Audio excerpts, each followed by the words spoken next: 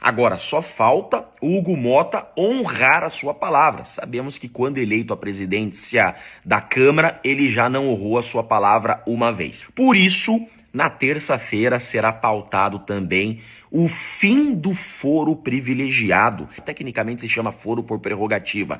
Tirando das mãos do STF essa investigação, processo contra os parlamentares, obviamente dará muita mais coragem para que os deputados votem a anistia e para que o Senado tenha coragem de votar o impeachment do Alexandre de Moraes. Se Hugo Motta honrar a palavra, golaço. Se Hugo Motta não honrar a palavra, aí eles retomarão as ocupações.